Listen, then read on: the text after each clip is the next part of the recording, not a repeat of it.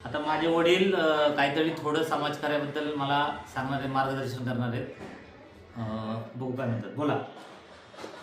समाजकार्याचा पाळणा माझा वारसा कायद्यात माझी जागा असतो आणि उच्चवरावर उडी मारण्याचा प्रयत्न करतो.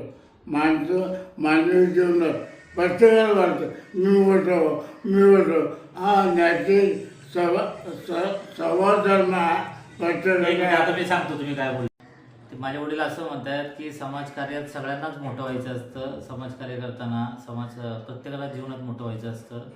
आणि आता मी त्यांची जागा चालवतोय. म्हणजे एक काळ असा होता 60, 70, 80च्या दशकात माझे वडील सगळ्या लग्नाला, वाढदिवसाला किंवा मैतीला, दहाव्याला जाऊन तिथं श्रद्धांजली व्हायचे आणि प्रबोधन म्हणजे बोलायचे.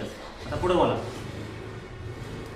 मोठेपणा मागून मिळत असतो, तो कष्टाने मेहनतीने विचारासाठी मिळत असतो.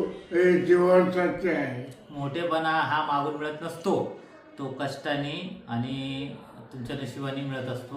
त्यासाठी प्रयत्न करावे लागतात असं ते म्हणतात. पुढं पैसा आहे माध्यम आहे असं वडिलांचं वाटतं. पैसा हे सर्वच आहे असं चंद्राचं म्हणणं आहे. या विचाराची दरी आहे. त्यांना काय म्हणायचंय, पैसा हे माध्यम आहे, सर्वस्व नाही. बरोबर. पण जनरेशन गॅप मध्ये घरोघरी मुलगा आणि वडिलांच्या विचाराने काळ गतिमान चालला. काळ कम्प्युटरमध्ये चालले. कुणी थांबायला नमस्कार केला तर बघा थांबायला वेळ नाही. अशी काळ जतो युग असं मला म्हणायचं. समाज आता सध्या गतिमान आहे, सगळेजण धावत आहेत आणि तुम्ही एकमेकाला आदर द्या, एकमेकांना नमस्कार करा, हाय हॅलो करा असं त्यांना म्हणायचं. बरोबर.